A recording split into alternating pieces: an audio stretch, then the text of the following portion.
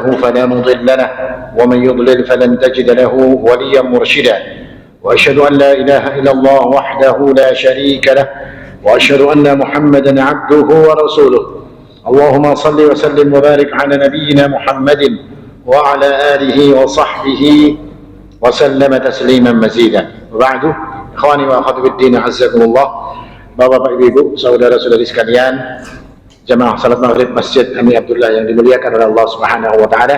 Alhamdulillah, kembali kita bersyukur kepada Allah Subhanahu wa taala atas karunia-Nya kepada kita.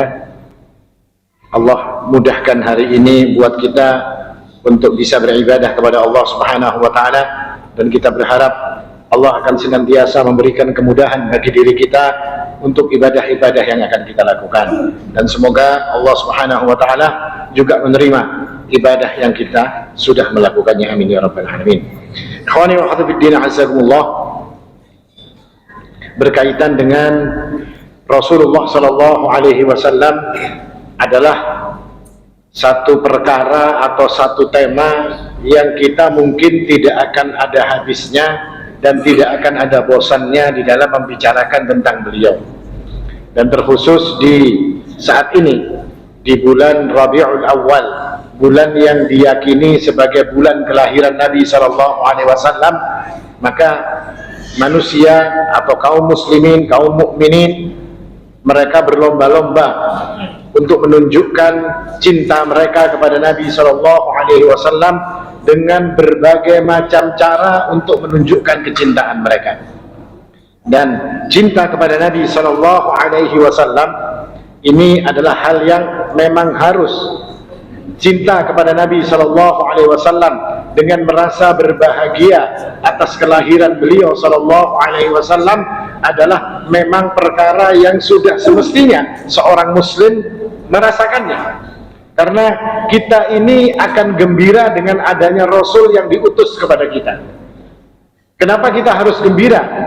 Karena sesungguhnya dengan adanya Nabi Muhammad SAW diutus ke tengah kita, maka dengan sebab itu pula kita ini dijadikan oleh Allah Subhanahu wa taala umat yang paling baik. Allah mengatakan, kuntum khaira ummatin ukhrijat linnas. Kalian ini umat yang paling baik yang ada di antara manusia. Dan para ulama mengatakan sebab atau salah satu sebab yang menjadikan kita ini umat yang terbaik adalah dengan sebab diutusnya Nabi Muhammad SAW kepada kita atau ke tengah-tengah kita. Ini salah satunya. Selain itu, Nabi Muhammad SAW ini disebut oleh Allah Subhanahu wa taala juga sebagai nikmat. Nabi itu nikmat yang diberikan oleh Allah Subhanahu wa taala kepada kita. Karena Allah mengatakan tentang orang-orang Mekah, daraballahu mathalan qaryatan kanat aminatan mutmainnah ya'tiha rizquha ragadan min kulli makan fakafarat bi'an'umillah. Ada satu kaum, kata Allah Subhanahu wa taala, Allah memberikan contoh satu negeri yang Allah jadikan negeri itu aman, negeri itu tentram, negeri itu datang rizki secara berlimpah, dari setiap penjurunya datang rizki yang berlimpah. Negeri ini kata para ulama adalah Makkah Al-Mukarramah. Lalu Allah Subhanahu wa taala mengutus kepada mereka ini nikmat. Allah berikan nikmat kepada mereka itu, yakni Rasulullah SAW. Lalu Allah mengatakan fakafarat bi'an'umillah. Mereka itu ingkar dengan nikmatnya Allah, mereka ingkar dengan Rasulullah SAW. Maka Allah mengatakan fadzaqahallahu libasal ju'.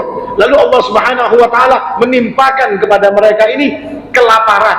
Allah timpakan kepada mereka ini ketakutan. Dengan sebab apa? Dengan sebab mereka itu ingkar kepada Rasulullah SAW. Artinya Nabi itu jadi nikmat bagi orang yang didatanginya. Bagi orang-orang Quraisy dulu Nabi adalah nikmat, dan bagi kita diutusnya Nabi sebagai nikmat ini merupakan kegembiraan buat kita. Makanya kata para ulama, adanya Nabi, lahirnya Nabi, diutusnya Nabi merupakan kegembiraan buat kita.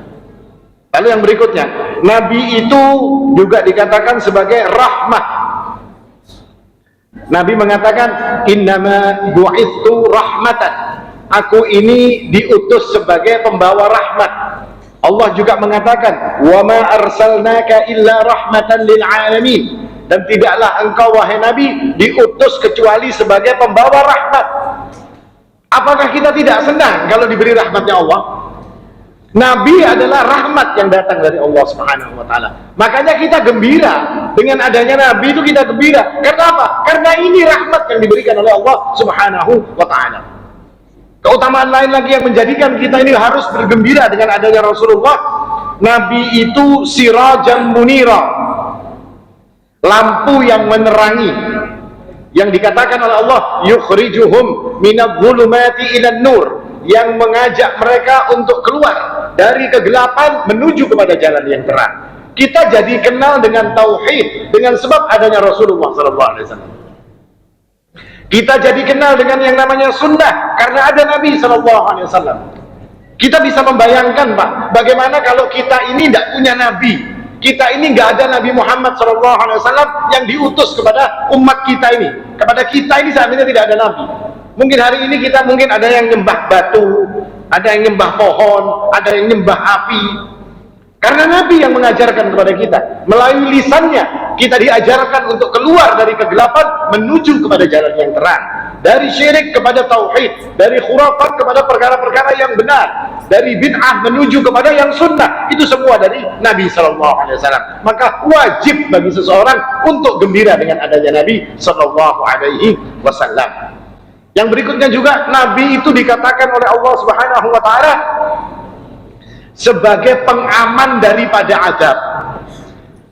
Kita ini kalau memikirkan akibat kemaksiatan yang kita lakukan atau banyak dilakukan oleh kaum manusia ini tadi, yang namanya manusia ini tadi, azab itu rasanya sudah harus turun. Orang-orang Quraisy yang luar biasa durhakanya kepada Nabi SAW, apakah mereka dihancurkan oleh Allah? Tidak. Coba kalian lihat kaumnya Nabi Nuh, diapakan oleh Allah? Ditenggelamkan. Kita melihat kaumnya Nabi Lut, dimasukkan ke dalam tanah. Kita lihat umatnya Nabi Saleh, kita lihat umatnya Nabi Hud, kaum Ad, kaum Thamud, diberikan suara yang memekakkan oleh Allah sampai mereka mati semua. Kenapa mereka diperlakukan seperti itu? Karena mereka kufur, ingkar kepada nabinya. Tapi kita lihat orang-orang Quraisy, apakah mereka tidak kurang kufur kepada Nabi? Apakah orang-orang Quraisy itu baik hati kepada Nabi Rasulullah, kepada Nabi Muhammad SAW? Tidak, sama saja kelakuan mereka itu dengan apa yang dilakukan oleh kaum-kaum terdahulu. Tapi apakah orang-orang Quraisy itu diazab oleh Allah? Tidak. Kenapa? Karena Allah Subhanahu wa taala mengatakan, "Wa ma kunna mu'adzibina wa ma kana Allah liyu'adzibahum wa anta fihim." Dan Allah tidak akan mengazab orang-orang Quraisy. Allah tidak akan memberikan azabnya meskipun mereka kurang ajarnya sudah overdosis, kurang ajarnya sudah luar biasa. Wa maka Allah Subhanahu wa taala tidak akan mengadab mereka selama Nabi SAW wa anta fihim, kata Allah. Selama engkau wahai Nabi ada di antara orang Quraisy, maka azab tidak pernah akan turun. Wa ma kana Allahu liyu'adzibahum wa anta fihim wa ma kana Allahu mu'adzibahum wa hum yastaghfirun. Dan Allah juga tidak akan mengazab selama di antara mereka itu masih ada orang-orang yang beristighfar, meminta ampun kepada Allah Subhanahu wa taala. Nabi sudah tidak ada. Kata Abu Musa Al-Asy'ari, kita punya dua pengaman. Pengaman pertama itu Nabi, azab tidak akan turun karena ada Nabi. Pengaman kedua istighfar. Pengaman yang pertama, Nabi Muhammad SAW telah tidak ada di antara kita. Kita tinggal satu pengaman kita, Pak. Namanya istighfar. Kalau sudah tidak ada lagi orang yang istighfar, yang tidak mengatakan astagfirullah, yang tidak meminta ampun kepada Allah Subhanahu wa taala, dijamin azab Allah pasti akan diturunkan.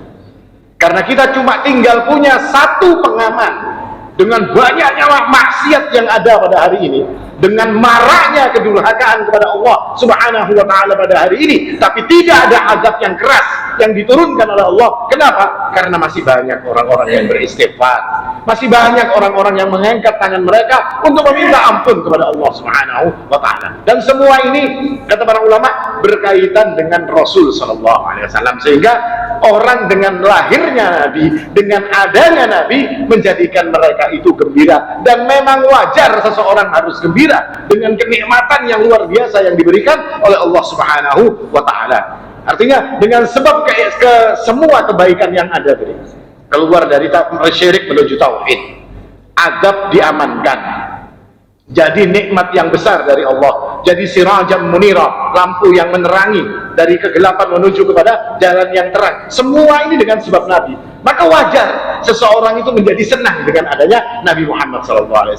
Dan cinta kepada Nabi SAW itu ibadah hati. Adanya cinta dalam diri kita kepada Nabi SAW itu ibadah hati.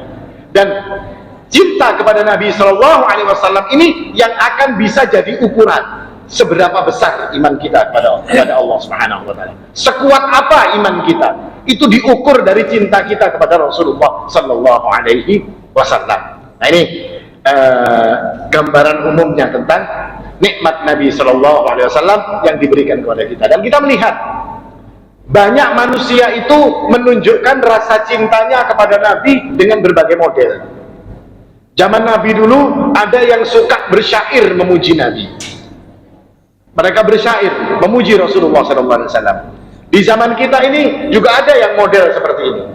Ada juga di zaman kita ini untuk menunjukkan cinta mereka kepada Nabi dengan mengadakan perayaan besar-besaran atas hari kelahiran Nabi SAW. Kita tidak membahas masalah itunya.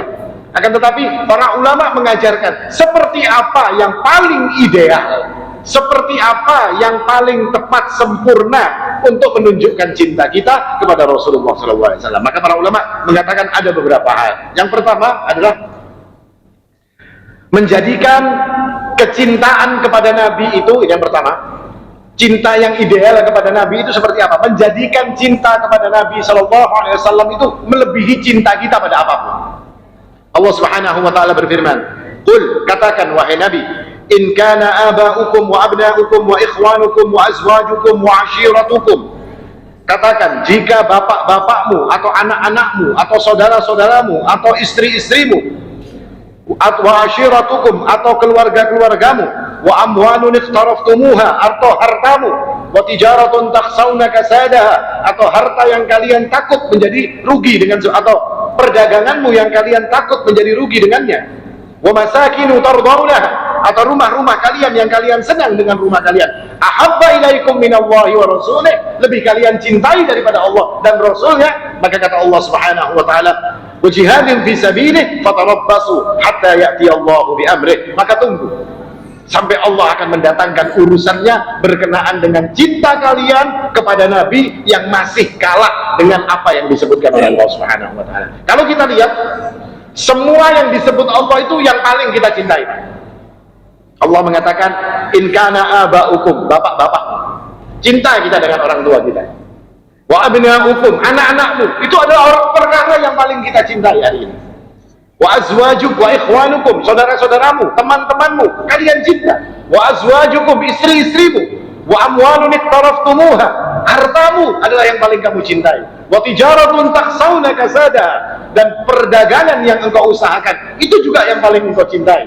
"Wa masakinu tardawna," dan juga rumah-rumah yang kalian senang dengan rumah-rumah kalian tersebut. Ketika semua ini yang disebutkan oleh Allah adalah perkara-perkara yang paling dicintai oleh manusia, tapi Allah mengingatkan, kalau sampai semua ini tadi lebih kita utamakan daripada Rasulullah Sallallahu Alaihi Wasallam, fatarabbasu, tunggu, kata Allah Subhanahu Wa Taala. Karena Allah akan mengadakan satu perhitungan dengan kita dengan sebab kita lebih cinta dengan itu semua. Nah ini artinya kita boleh cinta dengan semua hal yang disebutkan tadi, tapi tidak boleh cinta kita kepada semua urusan dunia tadi lebih daripada kita cinta kepada Nabi Sallallahu Alaihi Wasallam. Karena ketika kita melakukan yang seperti itu, mengalahkan cinta Nabi, maka kita terjerumus kepada perkara yang dicela oleh Allah Subhanahu Wa Taala. Kita bisa melihat sahabat Nabi Sallallahu Alaihi Wasallam yang berani mengorbankan jiwanya. Abu Dujanah itu menjadikan punggungnya untuk tameng di perang Uhud supaya Nabi SAW tidak kena panah. Yang bisa membayangkan, dirinya dikorbankan untuk Nabi SAW. Abu Talha Al-Ansari ketika di perang Uhud itu Nabi mau ngintip aja, yang ngaran perang berkecamuk, Nabi itu bersembunyi karena dikepung. Nabi itu mau mengintip seperti apa keadaan pasukan, ditahan oleh Abu Talha. Nahri duna nahrik, kata beliau, biar leherku saja wahai Nabi yang jadi pelindung lehermu, artinya nyawaku saja yang jadi pelindung bagi nyawamu. Nabi dilarang untuk ngintip karena takut kalau beliau pas ngintip ada sniper mungkin misalnya malah kena Rasulullah. Tidak diperbolehkan, beliau yang mengintip. Jadi kalau mau mati beliau saja. Ada seorang wanita yang anaknya, suaminya, saudaranya itu semua pergi perang di perang Uhud. Setelah itu terdengar kabar bahwasanya pasukan kaum muslimin ini menderita kekalahan. Maka ketika pasukan kaum muslimin itu pulang, si wanita ini berlari untuk menyambut pasukan tadi. Orang-orang yang ketemu dia mengatakan, wahai fulana, suamimu meninggal. Dia tidak menghiraukan. Sampai orang bilang juga, wahai fulana, anakmu meninggal. Dia tidak menghiraukan. Dia cuma bertanya, seperti apa keadaan Nabi? Terus dia lari menyambut pasukan tersebut. Orang lagi mengatakan, wahai fulana, anakmu sudah meninggal di perang Uhud. Dia pun tidak menghiraukan dan cuma bertanya, seperti apa keadaan Nabi? Sampai kemudian dia berhenti di depan Nabi SAW dan dia melihat Nabi masih hidup dan dalam keadaan sehat walafiat. Lalu beliau mengatakan, ya Rasulullah, kullu musibatin ba'daka jalan. Semua musibah yang menimpa diriku, anakku mati, suamiku mati, saudaraku mati, itu ringan ketika hari ini aku melihat engkau dalam keadaan selamat. Nah, itu sahabat Nabi, cintanya yang luar biasa kepada Rasulullah SAW. Nah, pelajarannya sekarang buat kita seperti apa cintanya. Kadang-kadang kita ini Pak masih cinta dengan urusan-urusan dunia ketika diperbandingkan dengan kecintaan kita kepada Rasulullah SAW. Ini penyakit bagi diri kita, ini musibah bagi diri kita. Seperti kata sahabiah tadi, semua musibah itu sebenarnya kecil kalau dibandingkan dengan Nabi. Hari ini kita mengatakan musibah kita itu besar dengan sebab kurangnya cinta kita kepada Rasulullah SAW. Artinya untuk membuktikan cinta kita kepada Nabi SAW ini, banyak dari kaum muslimin yang belum bisa menunjukkan cinta yang sebenarnya kepada Rasulullah SAW. Padahal cinta kepada Nabi itu termasuk bagian dari keimanan. Seperti hadis yang masyhur ketika Umar ibn Khattab dipegang tangannya oleh Nabi SAW, lalu beliau mengatakan, ya Rasulullah, la anta ya Rasulullah, ahabbu ilayya min kulli syai'in illa nafsi.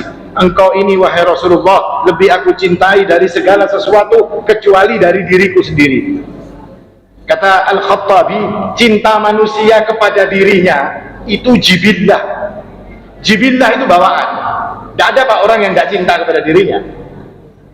Dan cinta kepada selain daripada dirinya itu ikhtiyari, pilihan.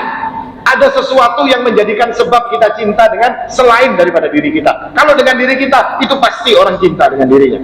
Tapi kalau dengan yang lainnya, itu ikhtiyari. Ikhtiyari itu ada sebab-sebab yang akan mendorong kita untuk cinta dengan sesuatu. Kita cinta dengan mobil kita. Kenapa kita cinta dengan mobil kita? Nyaman, kemana-mana kadang kehujanan.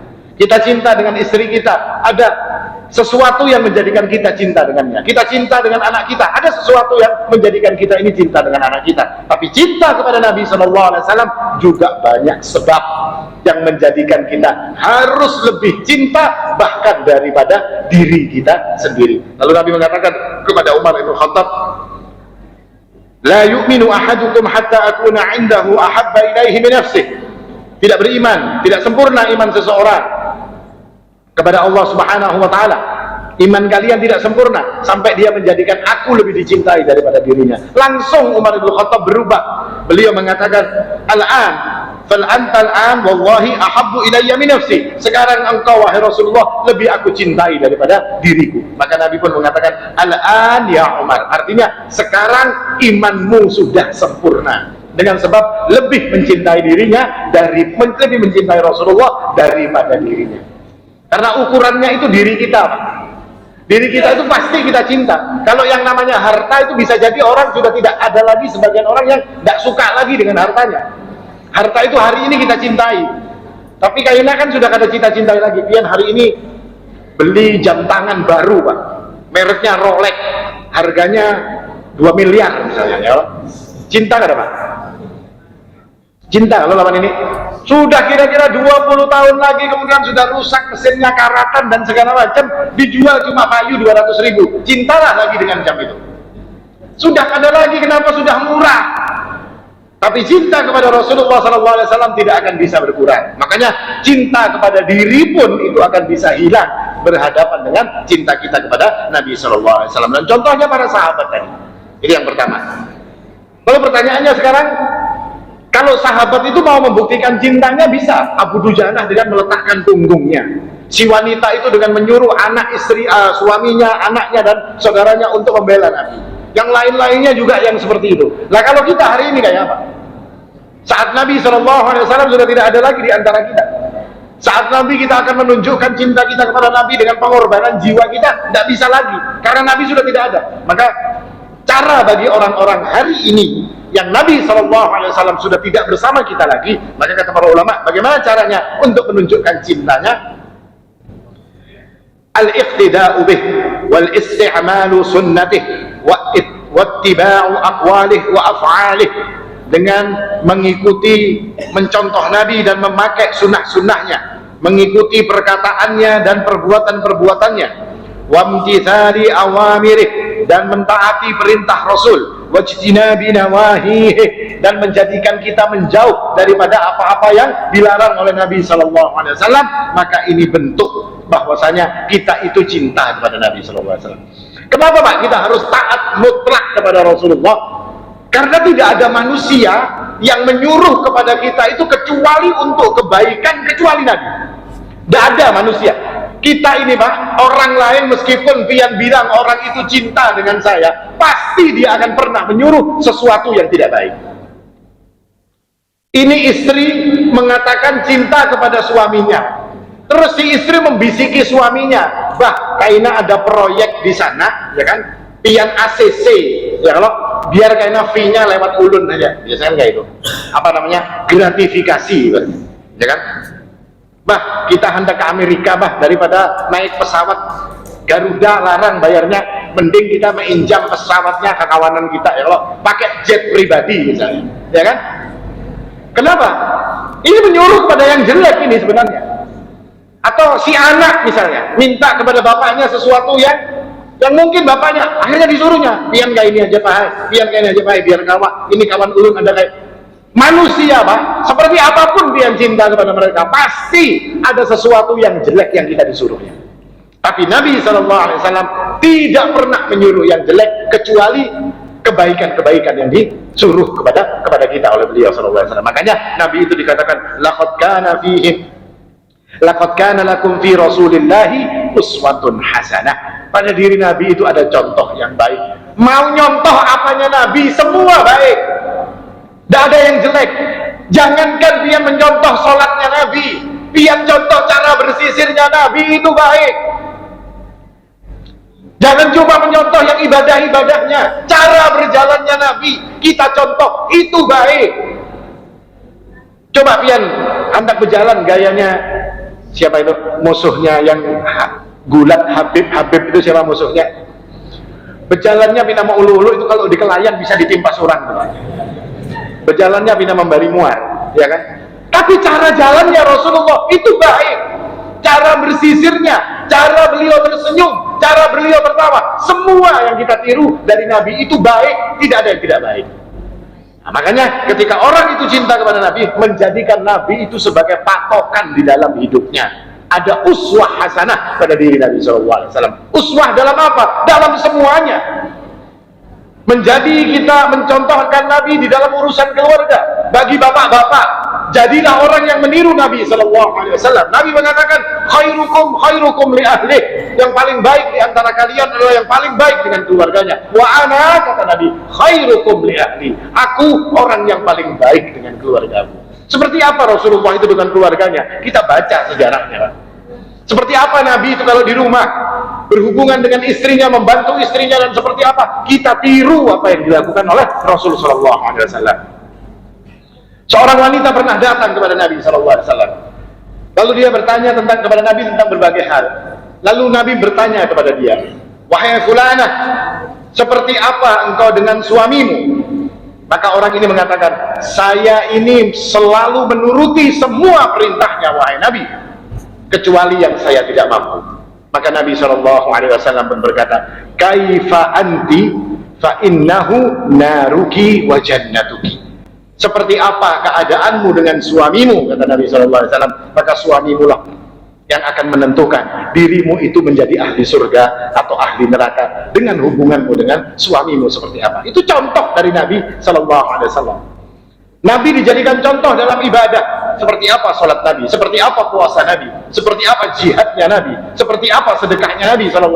Jadikan itu contoh. Untuk apa? Untuk menunjukkan cinta kita kepada Rasulullah SAW. Seolah-olah kita ingin berkata kepada Allah Subhanahu Wa Taala, wahai Allah, kalau Nabi ini bukan orang yang kami cintai, kami tidak akan meniru apa yang dia lakukan.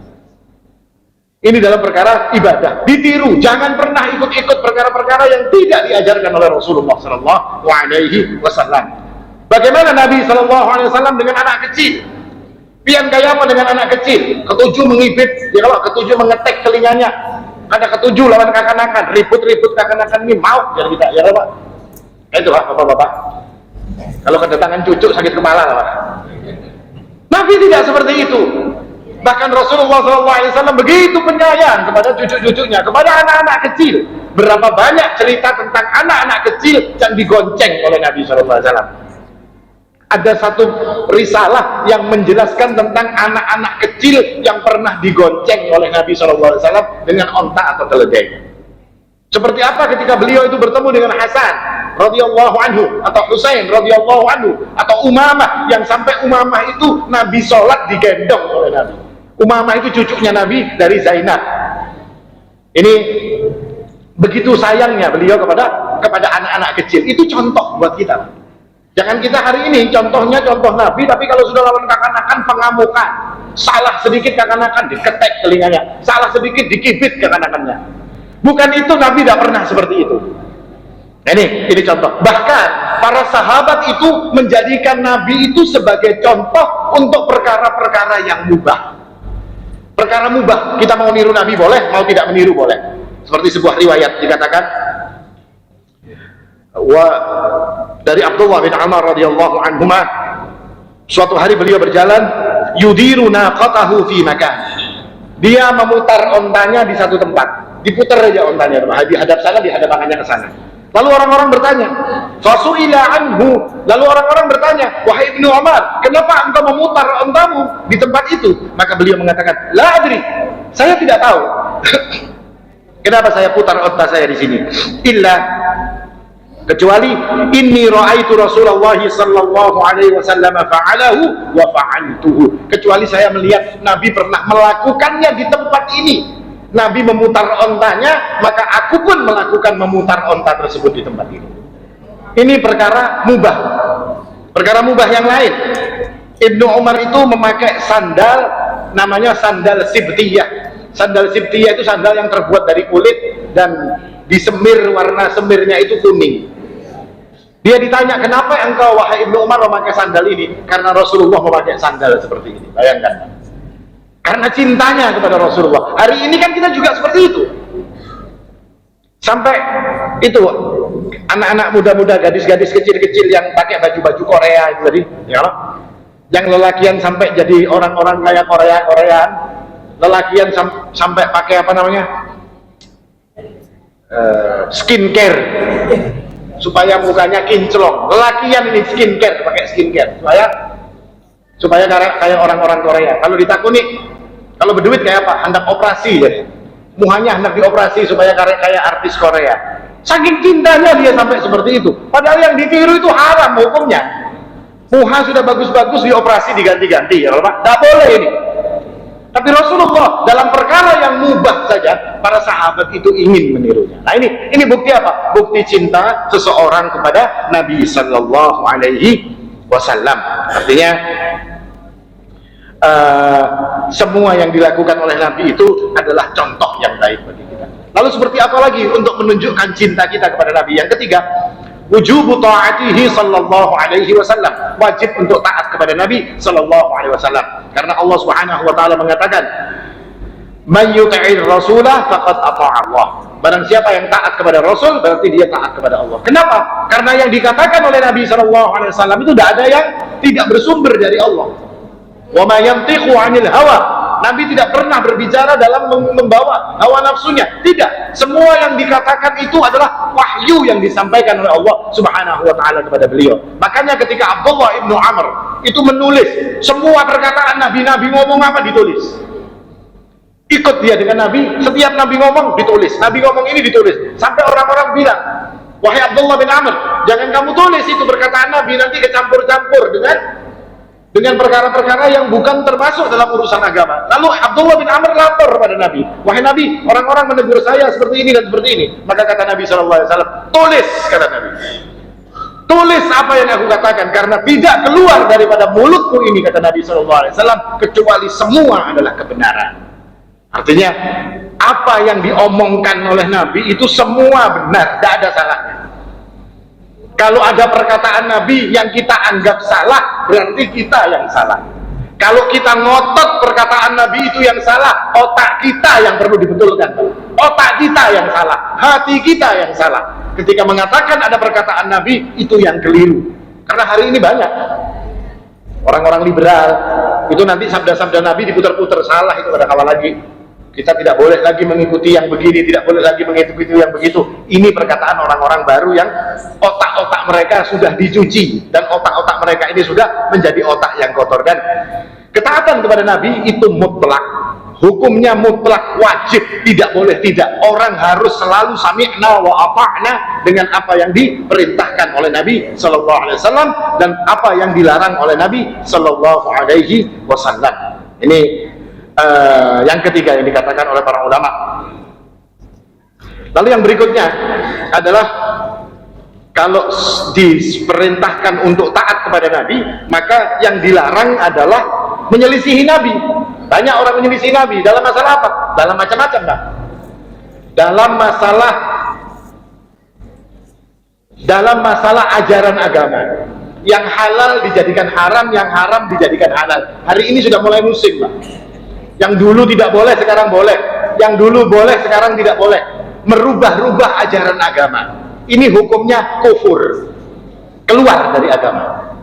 Kelompok yang kedua menambah-nambahkan urusan agama, dan ini perkara yang tidak dibenarkan. Bahkan dikatakan oleh Nabi SAW, orang-orang seperti ini nanti pada hari kiamat mereka akan dihalangi untuk menuju kepada telaga Rasulullah SAW.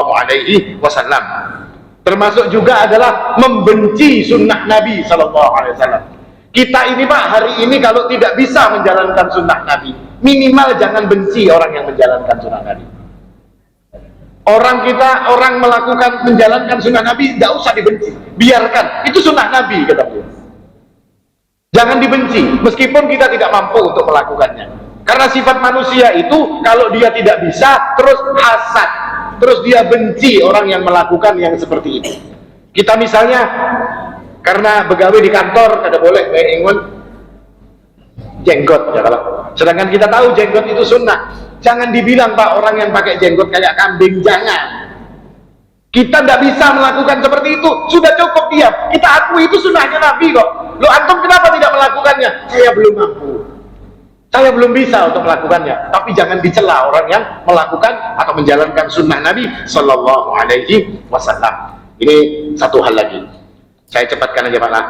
Yang berikutnya adalah orang untuk menunjukkan cintanya itu menjadi selalu ingat kepada Nabi Sallallahu Alaihi Wasallam. Sebagaimana tabi'iyah, sebagaimana bawaan, yang namanya orang cinta dengan sesuatu pasti akan diomongannya itu terus, akan selalu ingat dengan itu terus. Sahabat Ansor itu mereka masuk Islam, mereka tidak tahu Nabi itu seperti apa, karena yang diutus oleh Nabi itu cuma utusan-utusan saja yang datang ke Ansor. Lalu mereka beriman kepada Nabi. Akhirnya mereka menunggu-nunggu Nabi untuk melihat wajah Rasulullah SAW. Sampai kemudian datang kabar bahwasanya Nabi sudah hijrah, sudah keluar dari kota Mekah menuju Madinah. Setiap hari orang Ansor itu menunggu di gerbang pintu masuk kota Madinah, itu menunggu Rasulullah datang. Sampai datang waktu siang sudah panas, baru mereka pulang. Besok ngumpul lagi untuk menunggu Rasulullah. Sampai berhari-hari itu dilakukan oleh mereka untuk bertemu dengan Nabi SAW. Kenapa? Karena mereka rindu dengan Nabi. Ingin sekali mereka itu bertemu dengan Nabi SAW. Lalu kemudian sampai suatu hari ketika orang-orang Ansor itu sudah pulang, ada seorang Yahudi yang naik di atas pohon kurma. Lalu dia melihat ada dua bayangan berjalan menuju Madinah. Lalu dia berteriak, wahai Bani Qailah, kata dia. Wahai anak-anaknya Qailah, karena ibunya orang Ansor itu namanya Qailah. Wahai orang-orang anak-anak Qailah, itu yang kalian tunggu sudah datang. Keluarlah orang-orang Ansor untuk menyambut Nabi. Apakah mereka tahu kalau ada Nabi di situ? Mereka tidak tahu. Yang dikira Nabi itu Abu Bakar. Orang Madinah tidak tahu dengan Nabi. Mereka rindu tapi tidak tahu. Ayo, yang bayangkan Pak, kayak apa? Keganangan tapi tidak tahu muhanya. Yang dikira Nabi itu siapa? Abu Bakar As-Siddiq. Baru mereka itu tahu kalau Abu Bakar itu bukan Nabi ketika Nabi kepanasan ditutupi oleh Abu Bakar As-Siddiq. Baru mereka tahu, oh, yang dikira Nabi kok menutupi supaya orang yang satunya itu tidak kepanasan. Berarti itu yang Nabi, kata mereka. Nah, sampai kayak itu orang-orang Ansar. Lalu apalagi yang harus kita lakukan? Banyak-banyak bersalawat kepada Rasulullah SAW dengan salawat yang sempurna, ya. Pian sekarang sering dengar video berkata Nabi SAW, sering dengar kata itu, selam, apa? Kapal selam, empek-empek kapal selam. Katakan dengan sempurna, sallallahu alaihi wasallam. Jangan, Nabi SAW bersabda. Nabi SAW bersabda. Apa sol selam ini, Pak? Solnya sepatu jadi nyilem gitu. Tidak, katakan sallallahu alaihi wasallam. Ini salawat kepada Rasulullah SAW. Jangan dicepet-cepetkan, tidak usah. Ucapkan dengan sempurna untuk menunjukkan kita cinta kepada beliau. Karena salawat yang disampaikan itu akan disampaikan kepada Nabi SAW. Karena di atas di kubur Nabi itu ada malaikat yang ditugasi untuk menyampaikan. Ini wahai Rasul SAW, ada yang menyampaikan salam untuk disampaikan oleh malaikat tersebut. Nah ini yang harus dilakukan. Yang berikutnya lagi sedikit lagi, memuliakan Nabi SAW. Seperti apa memuliakan Nabi? Sahabat itu dulu memuliakan Rasulullah SAW dengan banyak cara. Sampai Nabi itu kalau minta apa-apa cepat sahabat itu datang. Nabi mau wudhu, datang airnya. Mau minum, cepat airnya. Mau kurma, langsung diambil kurmanya. Nabi kepingin daging, langsung nyembelihkan kambing untuk dimakan oleh Rasulullah. Nah sekarang pertanyaannya, apakah hari ini di saat Rasulullah SAW sudah tidak ada lagi bersama kita, apakah kita masih bisa mengagungkan Nabi? Ya, kata jawaban para ulama mengatakan ya. Bahkan Amirul Mukminin Umar bin Khattab mengatakan,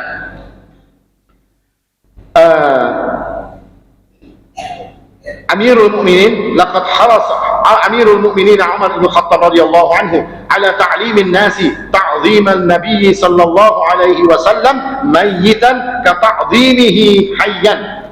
Umar bin Khattab itu mengajarkan untuk mengagungkan Nabi dalam keadaan beliau hidup itu sama dengan mengagungkan beliau saat beliau sudah meninggal dunia. Ini sahabat Umar mengatakan sama, memperlakukan Nabi sama saat beliau hidup ataupun saat beliau sudah meninggal. Makanya disebutkan dalam banyak riwayat bahwasanya para sahabat itu ketika disebutkan nama Nabi Sallallahu Alaihi Wasallam, sahabat Nabi itu banyak mereka itu yang langsung dia mendengarkan nama Nabi Sallallahu Alaihi Wasallam itu dengan khusyuk, yang kemudian kulit mereka ini merinding. Kenapa? Karena mereka pernah melihat Nabi Sallallahu Alaihi Wasallam. Para tabi'in itu kemudian ketika disebutkan nama Nabi SAW yang muncul rasa rindu, mereka menangis karena ingin sekali mereka melihat Rasul SAW. Makanya Nabi mengatakan nanti akhir zaman akan ada umat yang mau membayar dengan seluruh dunia, seluruh yang dia miliki cuma dengan satu tujuan, ingin melihat wajahku. Akan ada orang yang seperti itu, mau bayar berapapun untuk melihat wajah Nabi Sallallahu Alaihi Wasallam. Akan datang umat yang seperti itu. Maka ini bentuk cinta kepada Nabi. Bentuk yang lain apa? Memuliakan hadis-hadis Nabi. Kita ini anti dengan hadis dhaif, Pak, karena itu bukan perkataan Nabi. Kita tidak mau, hati-hati dengan hadis. Karena ada hadis yang dhaif, ada hadis yang palsu. Berhati-hati dalam masalah hadis. Kenapa? Karena itu bentuk memuliakan Nabi SAW dengan perkataan-perkataan beliau. Bahkan Imam Malik bin Anas itu kalau mau ngajar hadis, beliau itu wudhu dulu untuk mengajar hadis Nabi. Kenapa wahai imam Anda melakukan yang seperti itu? Karena apa yang dikatakan Nabi itu sama dengan yang dikatakan oleh Allah. Saya tidak pakai pakaian bagus. Disebutkan dalam riwayat Imam Malik itu melakukan necis dulu Pak, kayak orang hendak berjalan kalau hendak ngajar hadis-hadis Nabi Sallallahu Alaihi Wasallam. Bentuk yang lain juga berkaitan dengan mentakzim Nabi Sallallahu Alaihi Wasallam yang dilakukan oleh para ulama adalah dengan tadi bersolawat dan segala macam, dengan memanggil Nabi Sallallahu Alaihi Wasallam ini terkadang memuliakan beliau itu dengan gelaran-gelaran yang baik bagi Nabi Sallallahu Alaihi Wasallam. Ini satu perkara. Yang perkara yang lain untuk membuktikan bahwasanya cinta kepada Nabi itu dengan mencintai apa-apa yang dicintai oleh Nabi. Nabi itu cinta kepada anak yatim, cintailah kepada anak yatim untuk menunjukkan saya cinta. Lawang sekarang kita ini cinta dengan artis Korea ini Pak lah, kita cinta kok dengan apa yang dipakainya, makanannya. Sampai di Banjar ini ada rumah makan makanan Korea itu ada Pak. Jadi nanginya melihat di film itu makanannya ngarannya ini, di warung itu ada sekali Pak. Sudah muhanya yang jadi kayak orang Korea, makanannya makanan Korea. Padahal kayaknya kalau sudah Tuhan di Kiau Acil, di Korea kan ada Acil. Kan ada yang ngarannya Acil di Korea. Ini cinta dengan apa yang dicintai oleh Nabi, cinta kepada istri-istri Nabi sebagai pembela mereka, cinta kepada keluarga Nabi Sallallahu Alaihi Wasallam, cinta kepada semua hal yang berhubungan dengan Rasulullah Sallallahu Alaihi Wasallam. Nah ini bentuk cinta yang disebutkan oleh para ulama berkaitan dengan Nabi.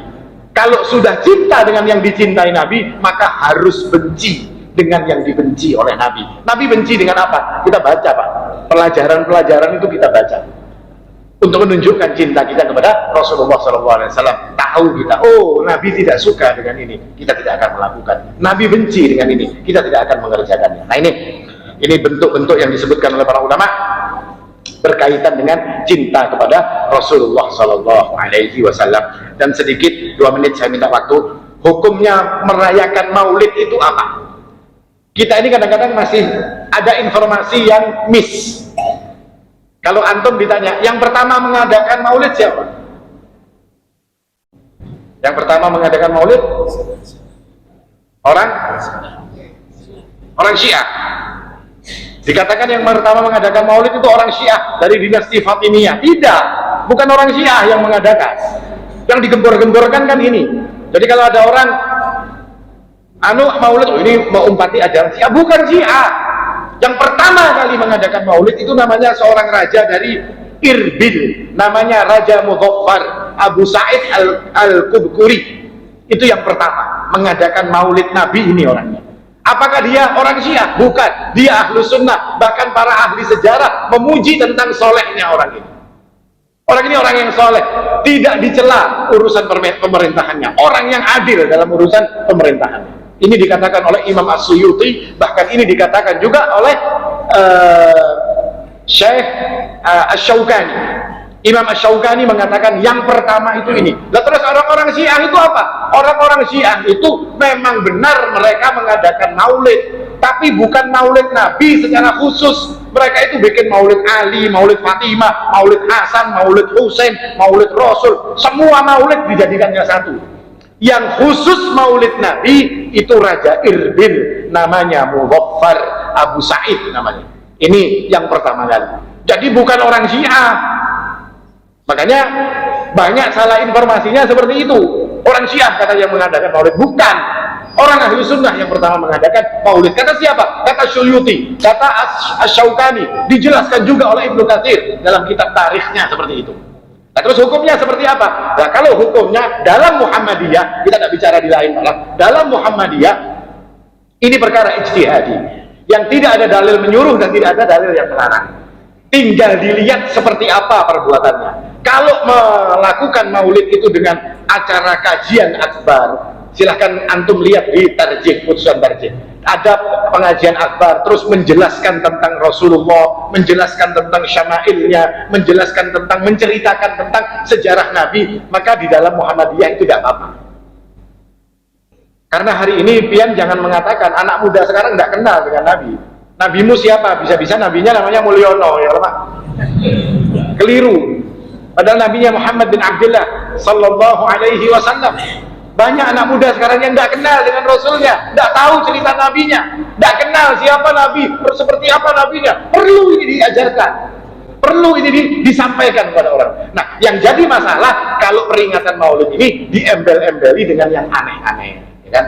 Nanti ada sholawat hetayo, ada dua lagunya kanak-kanak hetayo itu diulahnya sholawat ini, aduh, ini maut dan seperti itu, Pak. Atau dengan acara-acara yang tidak disyariatkan dalam syariat, maka ini yang kita berusaha untuk menghindari. Selama itu cuma sekedar mengajarkan kepada umat tentang seperti ini loh Nabi kalian, maka insya Allah yang seperti ini tidak ada masalah. Ini kira-kira yang bisa ulun sampaikan. Mohon maaf kalau molor sedikit. Aqulu qouli hadza wal haqqu indallah.